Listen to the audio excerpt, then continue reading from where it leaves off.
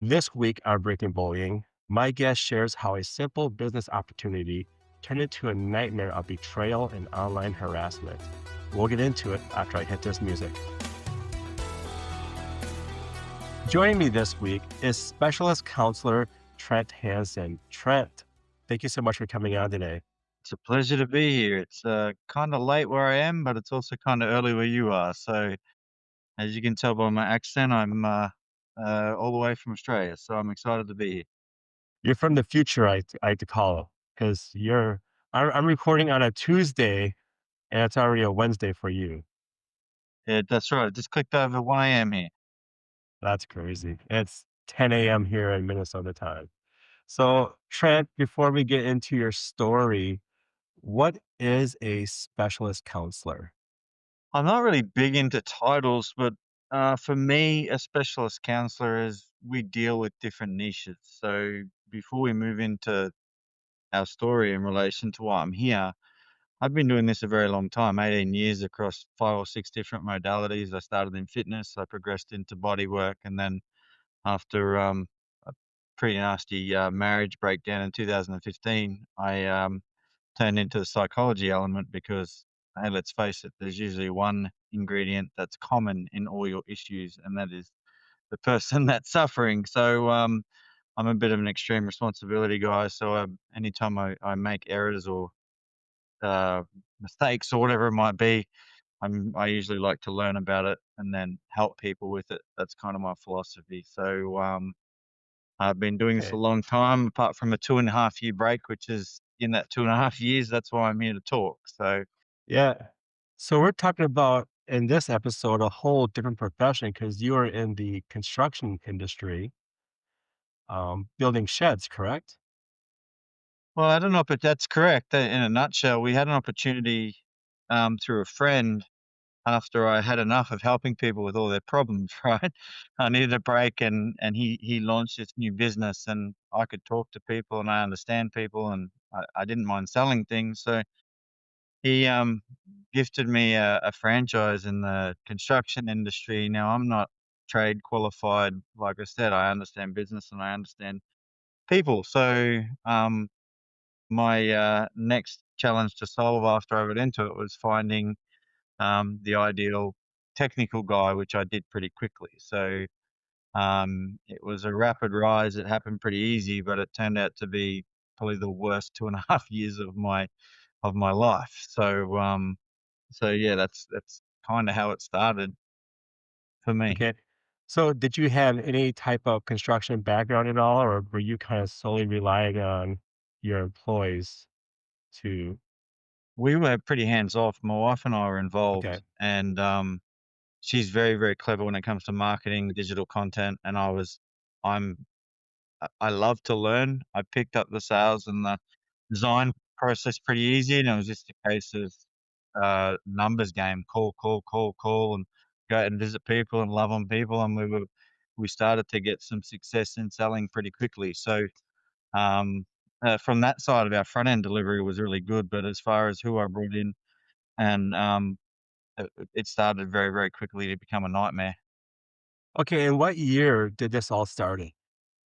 It started at the back end of COVID, so it was 2020, 2022. We started January 2022. I started to sell at the end of 2021, but we actually got licensed and we were ready to go at the end of January 2022. Okay. So, I've seen the news report. And if you're watching on YouTube or listening on your favorite podcast platform, I'll put the YouTube link of the news story in the description. But tell us what happened that kind of made you look like the bad guy in all of this. Well, where we live and where we were based, we lost on average up to 100 days with bad weather, so lots of rain. It was heavy rain, so we had that. Plus, there was a lot of material volatility, like the prices were going up. There was constant price increases, and there was just a massive amount of demand, labor shortages. So we had all that element going on in the background. People, very unqualified people, were getting paid exorbitant amounts of money. So all those pressures mixed into what I started to see was a person that claimed they knew everything about construction, were causing non-stop delays, like 4-day projects would blow out to 2 weeks, and every day we were over, it was costing us on average 3,000 AUD, which is probably about 16 to $1,800 USD per day, and we started with a little bit of money, but we weren't, um, rolling in it, dare I say, and, basically what happened over a 2.5-year period is we ran out of money, and the more projects that I sold, it actually we traded ourselves into liquidation. We simply the construction management was so bad and things weren't being done um, properly. As I started to investigate that, I found out very very quickly we were in the hole, and we had to make some hurried decisions. So while I was figuring things out over an 18-month period, what started to go on from this guy that I brought in was I started to figure out this guy had a pretty gnarly drug addiction, and he was very, very abusive and very reactive. Okay. So it went from being a great relationship to a very nasty and abusive relationship, very, very, very quickly. And like I'm a big guy, I'm 6'3". This guy's like 5 foot nothing, and I felt very disempowered by this human. I was overpowered, or that I felt very small around him, and it was constant.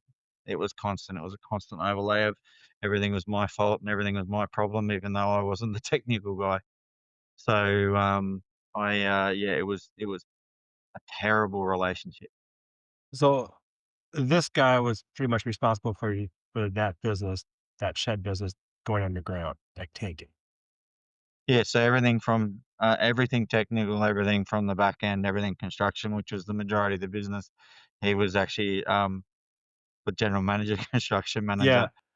So was he already an employee when you took over that business, or did you hire him?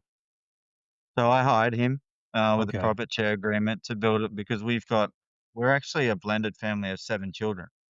With 7 children, me and my, second wife. So we, uh, we had obligations, commitments like anyone else with big families. I was relying on him and his wife, who was a part of it as well, to actually manage the whole process beyond the selling and the marketing, and, unfortunately, they were as bad as each other. So, Yeah. so it was interesting. It was, it was terrible 'cause, she, had a lot of the same philosophies.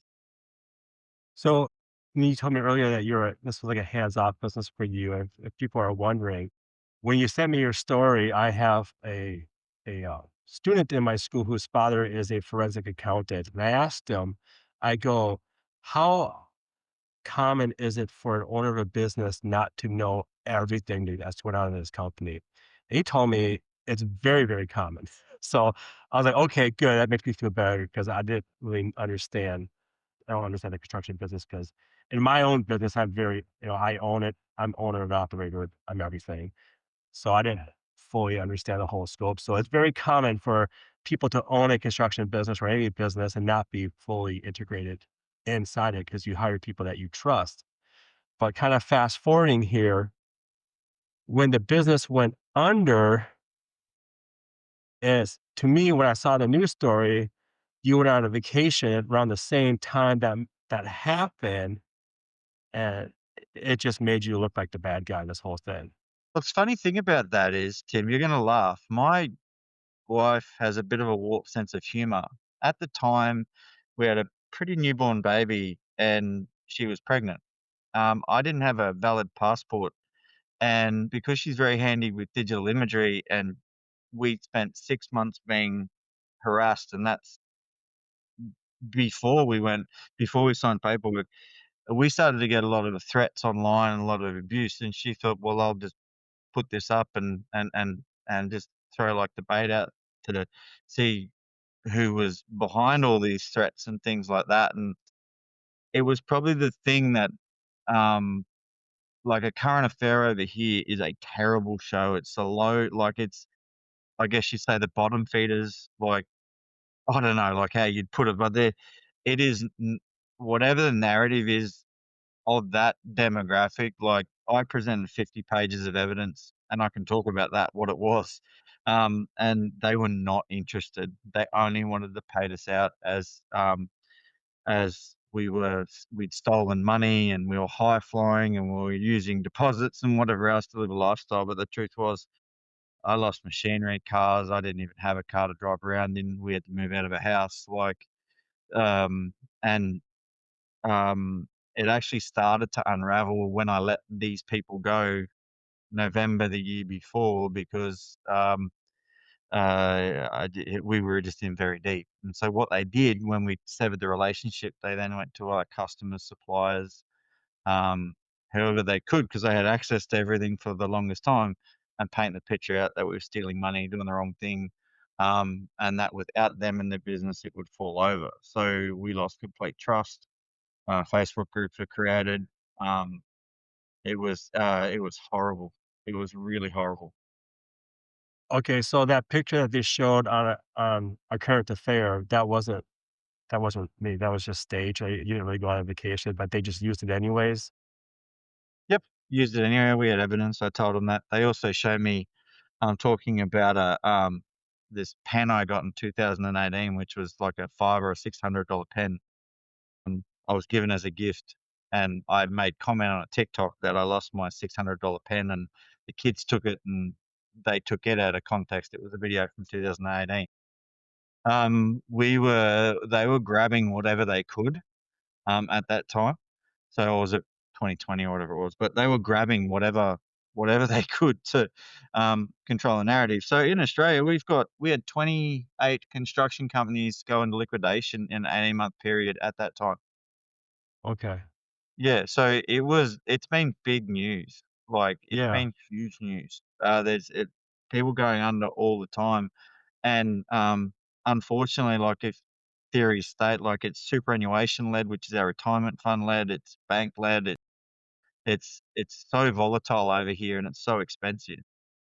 Um, I will never do construction again. I've learnt my lesson. The biggest part, and why we're here to talk about, is just I presented, like, we have police cases out around customers and former team, with over 440 pieces of harassment evidence. Like, it's been a crazy 18 months since, or well, yeah, 18 months since we went under. Did the harassment start from a single person and spread, or did it come from a group, like, just a bunch of random people all at once? How did this all start, and how did Current Affair get a hold of this story? It started a client.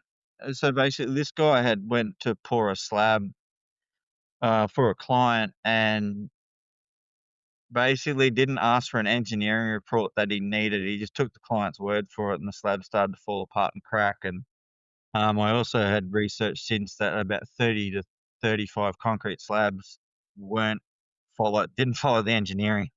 So there's, like, bar and Rio missing from key componentry. So I discovered all this, and then when this slab started to fall apart, he became even more abusive, and that's when we sort of let him go. And I had to start finding solutions. These people weren't happy with our solutions and our offers, so they went into a group with 15, 20,000 people in it, for sheds and construction, to ask if anyone had dealt with us. And we were struggling with delays, we were struggling with materials, and then a dozen people got together, the face group was started, and then the main harassment guy, who was a client who lost some money, he's been the driving force behind this group, and the guy that we have a pretty extensive police case and defamation case started because the level of lies and information out in Facebook land. You only have to research this guy's name, and, like, I'd happily show anyone the Dropbox. Doesn't matter, but it's been horrific. So it started with one post and then spread, and then our former team members got involved, and then it has just some of the lies that have been told are. If I wasn't so stressed at the time with what was going on with our son, with his heart condition, I probably would be using it as comedy. 'Cause Yeah. some of the stories are so out there, but, yeah, it was pretty full on. Yeah, Facebook groups are the worst. We have one Facebook group that's pretty well known in my town that, if you wanna trash somebody, this is the group to go to. So I won't say the name of the group, but people who listen in my area, you know what group I'm talking about. But um, it's horrible. Anybody reach out for, like, your side of the story to see Um, what actually happened? the one reporter, her name's Chloe, she would ring the afternoon before putting the Courier Mail stuff out and or the main newspaper stuff out, and which we were pretty viral there for a little while. And we were a small, um, liquidation numbers wise. But she would message me and I'd present the evidence and, on 4 or 5 articles, like, an hour before they were printing, "Can you reply?" And in the end, I actually had to, um, after a couple of months of articles that were false and defamatory, I actually rang our editor and used my big dad voice and said, "I'm about to come to your doorstep. This is now affecting my wife," because she was getting threats like it was I don't even know if I can repeat some of the stuff, like, "I hope your baby dies." She was heavily pregnant with a baby with heart condition and, like, literally kill your baby, have enjoy having your baby in jail. Your like, I even had people from my past reach out and say one of my best friend who took his own life a few years ago that I was responsible for the suicide. Like, it was like people are in so much pain for whatever reason they took our story in the end, Yeah. and they just ran with it. Yeah, Like, it's pretty familiar from one of my guests who was on called "We're Watching You." There was people talking bad about her kids as well, who had nothing to do with what she was going through, like, why do people attack kids? Um, what was, like, the main, like, rumor that was going around about you guys? we were, that we'd basically absconded with $2.2 million. We were driving the construction process, the whole thing in the back end, and, every delay, every basically, if it what could and went wrong with this company was on my wife, who had really nothing to do with it apart from Facebook ads, and me, who was nothing to do with the technical and the project delivery. So we were just a scapegoat. No matter how much we communicated about it to present the evidence, no one was interested. What about your project manager? Did he get any blame from people on this, or did it all just go right to you? No, went straight to me. Like, they were pretty cunning, and it was mainly his wife. She spent hours, like, I got phone calls from friends saying she's rang me and this sort of stuff, and, we just kinda tried to ignore it until it got very loud, and the common theme was anyone I was involved with, I need to, like, minimize the damage towards me, and so what they did was even John at the end of it. What they don't say is in December, that guy who was my nominee supervisor, we couldn't operate without it, said, "I've got a $10,000 debt that needs to be sorted. It's gonna affect my credit rating, then you can't operate," which is all the projects we had lined up. And he told me it was for a debt. I just believed it for an account that he hadn't paid from his Mhm. previous company. It was actually a cocaine debt. And I've got the SMS, because I had some mental health issues following March when I found out how bad it was. I made a dumb decision, which I'm happy to talk about, but, I got evidence to say that I helped him out through a drug debt and all sorts of stuff, so we were constantly trying to support our team, um, and we were completely naive, and I wasn't listening to the one person I need to listen to, which is my wife, because I wanted to make sure that everyone was okay and everyone was happy and and and I was focused on completely the wrong thing. So, did the guy who was doing the cocaine, did that story eventually come out to kinda help clear the air on your part? Or did he face any repercussions for your business? No. It just was just in the liquidator's report that he owes money.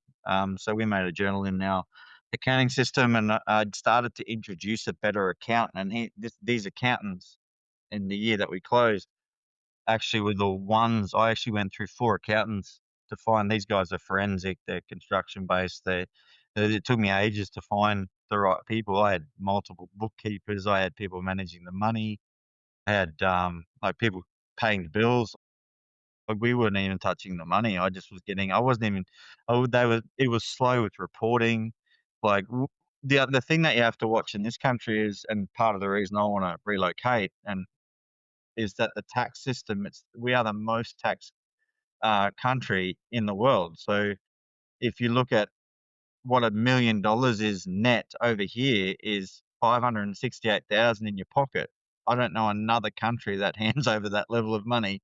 Um, so there's a lot of complexity to our system, um, and I don't know who the genius is behind it, but ultimately, yeah, you have a lot of layers of people helping you because of how complex things can be to run over here, and especially in construction. Yeah. Before I talk about how you overcame all of this, did you experience any like people stalking you, tracking you down? Say, tell us about that and how that's feeling.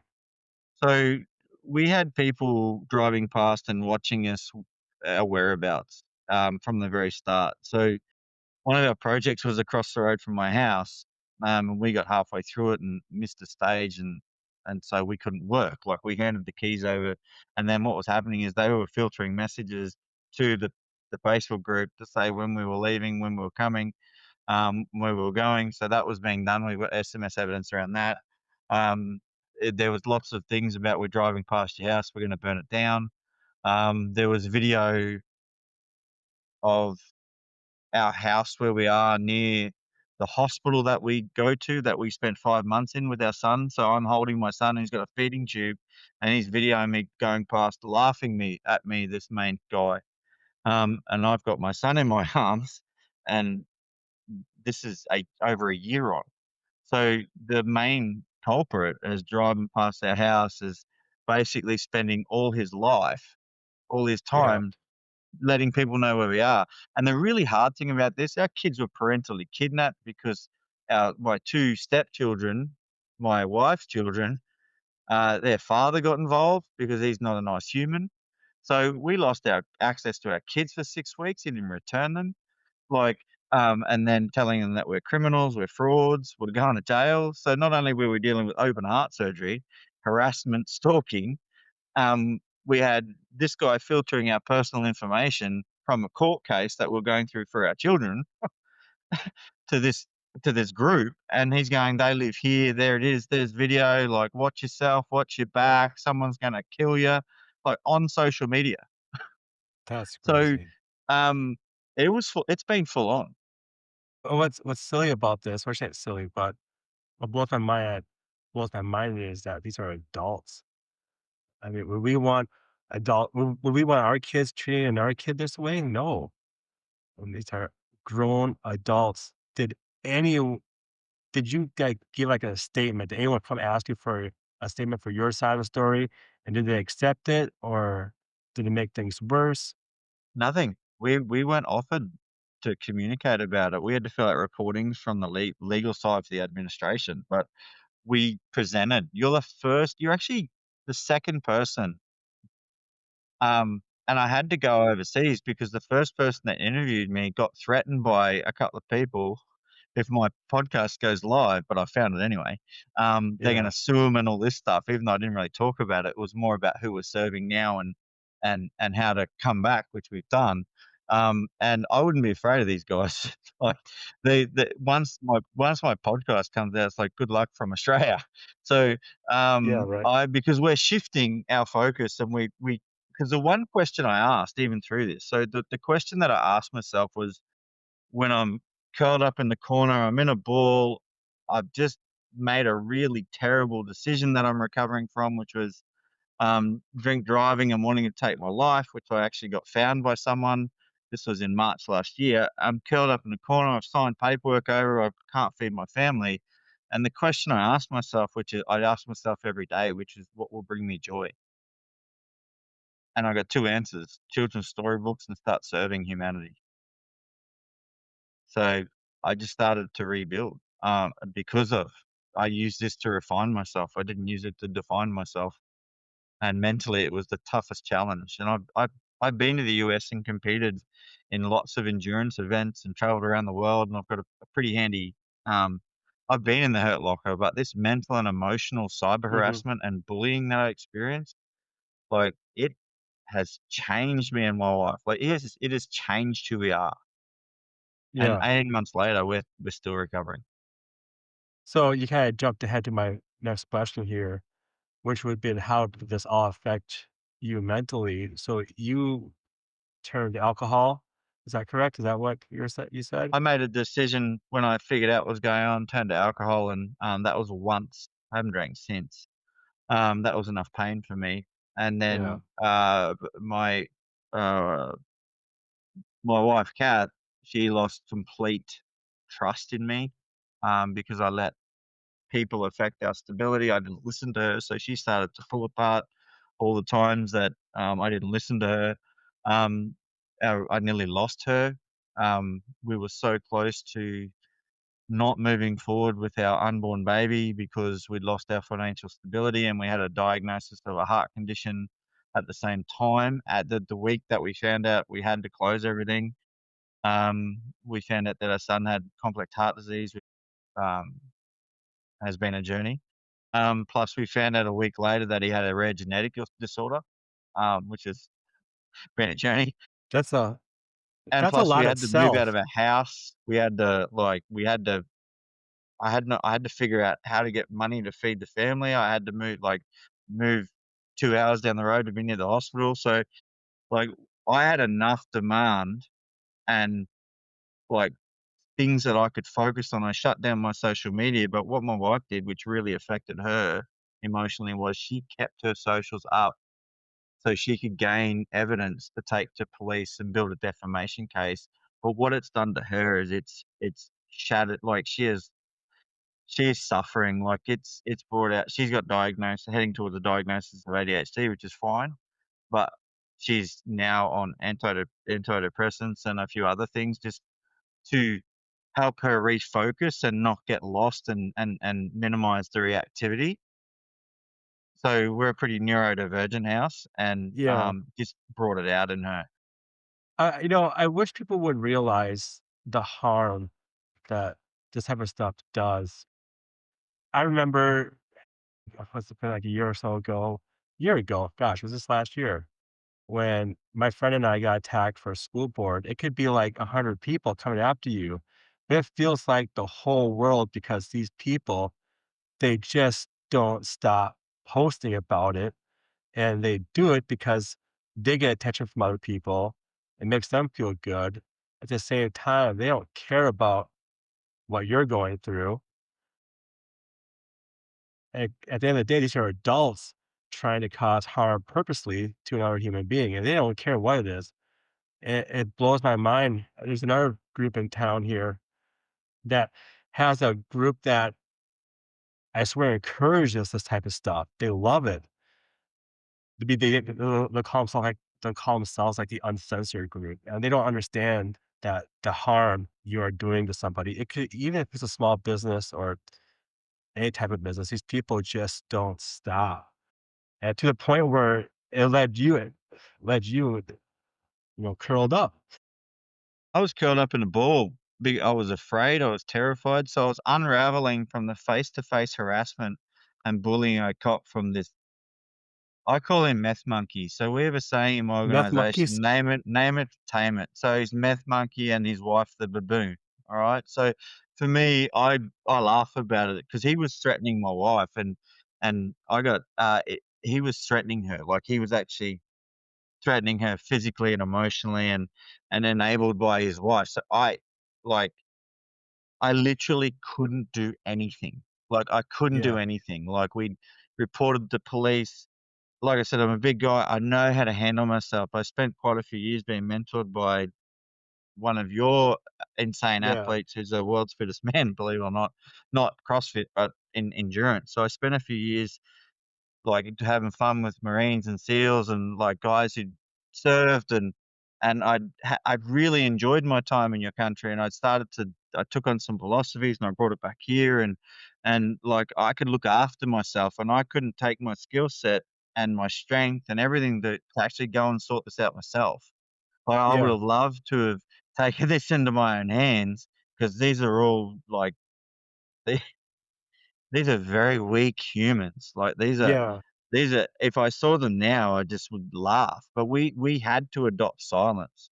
We had to just yeah, bide our time, take every comment on the chin, and the only person, my wife had was me, so I wasn't she didn't like me for a long time. She I slept on the couch for many nights. Um, yeah, but we didn't quit, to our credit, and if anything, it has made us stronger. We will never I don't think anything could break us. Um, and yeah, it's imperfect, but we just created our own rules moving forward, and yeah. it was, and to our credit, we like, her e-commerce business was taken out because there was Wow. a structure element associated with the construction company where a financial structure wasn't set up properly, and it was linked to what the administration, so that business got taken out as well. The business that she built, the business that so it was taken out. So, also too, I had a domestic violence housing charity, which we were moving towards, right? We were Yeah, moving into, so I launched it, and we were gonna start using, if there was profit, to build shed homes or shomes or whatever you want to call yeah. it, to help because there's a housing crisis over here like there is probably everywhere. So we had some really good intent behind this, and it all got shut down. Crazy. When you're getting information for a defamation case, was there like I know I asked this question earlier, but I'll ask it again. Was there like a cert like was there like one main person that was kind of behind the bullying? Yes, one main person, absolutely, and I call him disgusting little piggy or little fat troll. Okay. So every time It's a he good comes name. up, I just name it and tame it, and have a bit of a chuckle. I go, "Oh, how is disgusting little piggy going tonight?" And DLP. she has a bit of a chuckle, and but he, there's a very big. We're just gathering more evidence. We're timing it right. So once we get the police charges laid, then the defamation will be laid, Yeah. and then we'll come at it, and the goal was to share what our process was, to give to Did people to say, "If this happens to you, here's our people, here's our process, here's the steps, here's the mindset tools, have it." Because there's no help. There's no help for it. did this DLP, I'll just call it DLP for short. Was this person also featured on A Current Affair as well? Was he part of the feature? Because you know what's funny about that? When my friend got attacked on the school board, when it made the paper, it went to the person who started this whole mess, in the paper as well. It's like, "Oh, look, you're such the hero in this whole business." It's just interesting how that works. It's like these people crave attention and they just find an easy way to get some attention. And Yep. it's interesting how your We gotta story relates. It's almost the same as my other guest's story a yeah. few episodes ago. It's like if you listen to the We're Watching You episode, um, your guys' stories are kind of how the bullying happened and what went on are almost identical, just from a different part of the world. It's crazy because a month ago, uh, my wife got a plea saying, "We want justice for the money that we lost, we invested." Meanwhile, all these projects are insured, right? So Yep, we have to put an insurance on every project.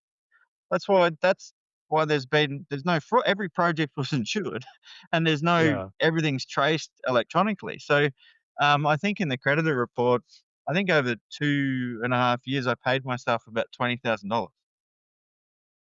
nothing. That says on the creditors report. They actually asked for me to return it. I'm like, "No." Yeah, And a month ago, this guy messages saying, "We want justice for our money. We're appealing to your lighter side. Oh, justice but for if our you money. don't pay us, then someone's gonna hurt you." And we just, like, didn't reply, and, like, threatening us as well as, like, trying to appeal to our softer side and Yeah. empathy and this, and then we just, "Thank you for the evidence," off to the police. So, So it's it now it's comical, but it's taken it us a is. long time to get to this place. Yeah. How did you get to this place now? What you're doing now with your counseling? How'd you get there? Well, the one thing we used to do back when we were in this space, so in help, the service of people, whatever the problem we were working with at the time, was when Facebook Lives were popular, we would go live and tell everyone how great we were, and we'd bring clients in, and we had groups and whatever else. We did it kinda that way. And then when I because, like, there's 10 different types of trauma we work with, and one is vicarious trauma. When you work intensively with people for a long period of time, you can carry a lot of physiological and psychological residual stuff.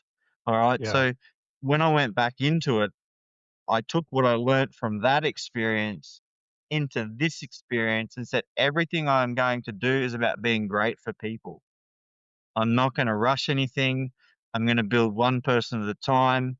I'm going to make sure that whoever I'm in front of gets the best of me. I don't have social media that's been shut down. I haven't needed it. So our little team that we're starting to build, they take care of it. I don't need it. It's been the most refreshing thing. My I do not have a social media account. So I had to learn how, because we were harassed online, I had Yeah. to learn how to build with no social media, no website, no digital presence, no following because it was shut down for 2.5 years, harassment going on, and I figured it out. So Yeah. I was able to build client after client, and then my business partner came in. He's an old mate of mine, and he's like, "Right, what's your vision?" I said, "This." He goes, "Right, we're going to build it. I'm going to." He then invested in what I was doing, and we've been over the last 18 months. We're about to sign some documents that gets us to launch our global stuff with what we work in, and we're going to base ourselves over in Dubai and Spain, and hopefully get known in the Okay. US if Yeah. people love the way we present and how we help. So I think that we're focusing. I think what we're just focusing on being great for people and letting the results organically appear. So Yeah. I've I had like that. the lesson of patience for the last couple of years. The lesson of I really had to understand emotional intelligence at another level, how to regulate, which we've got. And also, so what I did was just create processes that people can Yeah. use, whether it's trauma, anxiety, depression. We niche down in domestic relationships and things like that. We target relationships and who we work with because that's always interesting. A multitude of problems in personal relationships, and we started to get some harassment and bullying people in because we're open about it. So if Yeah. you Google me, you'll see negative, negative, negative.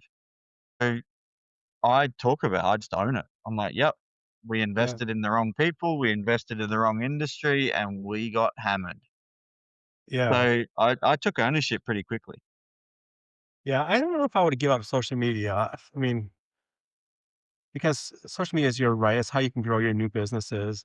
And those people who talk bad about you, I mean, they got nothing better to do. Their lives are miserable. That's why they keep coming after you. They have nothing better to do. They have a miserable life. That's how they feel better. Um, but I think leaving social media is showing like, to them, they feel like they won. Where if you go up there, yeah, I'm not going to social media for that. I mean, people said stuff about me on an app that I don't even use, and I know about that. So people ask me about it, and I'm like, I don't even have that app. Who cares? I Well, don't the beautiful care. thing about what this decision was for me is we're creating a platform and Okay. a different formula. So for me, I didn't want it to be about me. I needed it to be about the recruitment, the tools, the modules, be working in it manually. We've got a small team. We use Google, different types of Google advertising, and Yeah. we haven't needed it. So for us, that's Okay. been a blessing. But yeah, we're going to have to build our from scratch our brand and our profile, but it's going to be with many people inside it. Yeah. So um, and we're also in the early stages, which I'd love to have you on, Tim, as well, that we're the triple B potty, we call it. So in Australia, we like to use slang and everything's Yeah. abbreviated. So it'll be called the triple B potty. It's about people who've been beaten, bullied, and betrayed. Yeah.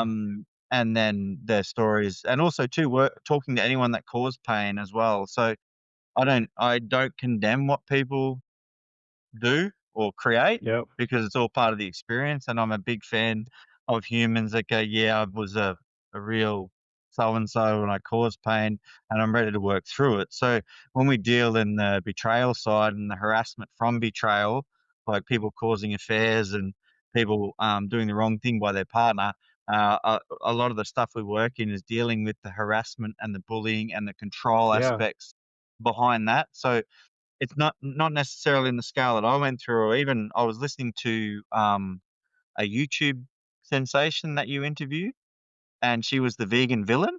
I was Oh, listening to yeah. that. Yeah, Star Yeah, so I Stone. listened Yeah. to that, and I thought, "Oh, poor girl." And you were talking about, like, transparency, and you were talking about if you had have known. So, we we go through small scale stuff where families take sides, and there's a lot of, like, SMSing, and so the bullying and the harassment that I deal with on a small scale is usually, like, family members Yeah. or friends choosing sides. So, yes, the big stuff that we went through, but also too with the domestic violence is huge here. It's probably huge there as well. So with this stuff that I deal with, there's a lot of bullying and harassment. Um, just in a small scale, especially, it's Yeah. pretty bad. Yeah, I'd love to help you out with anything, just let me know. Um, Before we get going here, do you have any advice for people who maybe be the target of online attacks and harassment? Yeah, absolutely. If if I live in a state called Queensland, which is like the northeast, I guess you'd say. If I lived in the southern states, they would have had these people locked up. So depending on where you live, and depending on their laws and things like that, get all evidence. So they've just released the e-cyber commission in Australia in the last 6 to 8 months. They're a lot more productive because people are taking their own lives. There's so much of it being reported and recorded. So to actually get to the police, you've got to go through this commission. So document everything, evidence. If you've got some resource, get lawyers involved. The thing that Yeah, slowed it down to just these 2 people was we sent 8 or 9 defamation letters out to act as a deterrent. Okay, so that was a yeah, deterrent. We couldn't I don't think we could have won anything, but we sent 8 or 9 out and they shut up, and we've sent a couple out since, cease and assist. So we did that, and then from a recovery point of view, quality questions every single day that are not, "Why does this happen? Why do they do this?" Stay away from the why questions. So when you're talking about, like, so your listeners out there, if they went into Google right now and typed in, "Why is my life so bad?" question mark, versus, "What do I need to do to live a great life?" question mark, the answers are totally different. So yeah, when you're asking really great questions to your conscious brain that potentially could change the answers that you're giving yourself, and then sitting with those answers and then using that as daily inspiration. So we balance out our experiences every day, whether it's positive or negative. So we don't try to get too high and we don't try to get too low. yeah, So we try to hang out in the middle. So, and just good self talk. I was every day like one step at a time, one step at a time. It's not time to have a rest. Keep going. And then ultimately eating well, drinking water, not drinking alcohol, um, remembering what's important to you, your core fundamental values. Like, our kids are sacred. My parents are great support. My mother-in-law, I have a great mother-in-law. She was there from moment one through this. So I've been blessed with an awesome mother-in-law. Two or three good friends that were there, and I just blocked the rest of the world out until yeah, I could figure out the steps forward, and we did. But unfortunately, my, partner, she caught the brunt of the social media abuse after I shut everything down yeah. and got on with it. So Because she had to go look I for all the evidence. yeah, well, she was copying it, she was out in the face, and she was still putting videos and reels out there to share the journey, not the harassment, but, like, what she was going through with her business. So she's been super courageous there, like, she's an inspiration to me, and now she's come out the other side. She's launched her own podcast, I think, it's called Holding the Mother. So, Okay. like, real and raw conversations for postnatal depression, postnatal stuff, pregnancy, difficult, like, babies with, high needs babies, ADHD in women, like, and she's just launched it. So for her, this has actually led her to go after what she truly wants, instead of waiting for it to be a perfect time because she's a Yeah, perfectionist. So I just think, like, what give for me, the question to take this question on board is, what will bring you joy? And don't focus on money. Just what will bring you joy, and let's see what answers fly. love it. Trent, if people want to get a hold of you, how can they do that? Where can they find you? Our website is, well, we're Psychology in Your Pocket. So, and it's PIYP, so it's www.piyp.com.au. We have a contact form there. We do have Instagram and we also have TikTok, I believe, but we're starting to put some things out there, our team, so you can get us on those platforms. And it's Pip Daily. And we send out regular email blogs and that sort of stuff. So, also, if you I refer to this podcast, Tim, and things like that, I'd happily get on the phone with anyone struggling, no matter what time or day or night. I've got to transition to Northern Hemisphere time, so I'm happy to talk to any of your listeners if they're struggling with whatever Yeah. aspect. So, um, I, yeah, so just reach out. And my email is hello@pip.com.au. Okay. And if you're watching on YouTube, you saw the website go across the screen. If you're listening, I'll put all this information as well as that current affair link in the description as well. Speaking of listeners, most of our listeners, Trent, it's interesting. I looked at it last week. I live in Minnesota, which I get pretty much zero listenership in Minnesota. Most of my listeners are out in Los Angeles area, California. And Australia second, where most of my listeners are from. Australia, Australian guest. And then the UK. So it's interesting where my podcast goes from. It's California for the US, then Australia, then UK.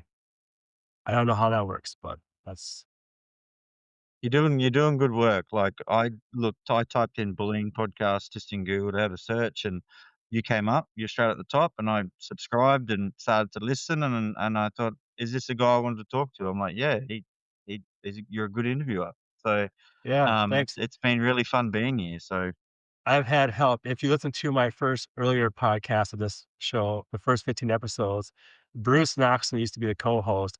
He was a guy that talked me into doing these podcasts. And if you watch the beginning, I was the one who barely spoke at all. And he did all the talking. He kind of held my hand to the first 15 episodes. Then when he said, okay, Tim, it's time for you to do it by yourself, I was like, oh no. Now it's gotten easier. But yeah, I owe a lot to Bruce, who used to be part of this podcast. He's the one that helped me out get started. So it was great having him on. So Trent, it was great talking to you. I'm about to I don't go to know, bed, Tim. early morning. Yes. It's got to be almost 2 a.m. your time. So Yeah, it is. thanks for staying up late for me. No problem at all. Thank you very much. All right. Have a good day. And for myself, you can always find us at our very own website, which is www.breakingbullying.com. You can also reach out to us at our email address. If you have a story of your own bullying to share, or for whatever reason you want to get a hold of us, our email address is breakbullyinghere@gmail.com. If you're a victim of bullying and you don't know where to turn, there is online resources to help you. The first is the government's very own anti-bullying website, and the address is www.stopbullying.gov. If you have had thoughts of suicide or of self-harm, we implore you to stop. Reach out to the National Suicide Hotline. That number is very simple. It's 988. I'm Tim Flynn, and thank you for listening, and we will be back next week to continue the conversation to break the silence on bullying.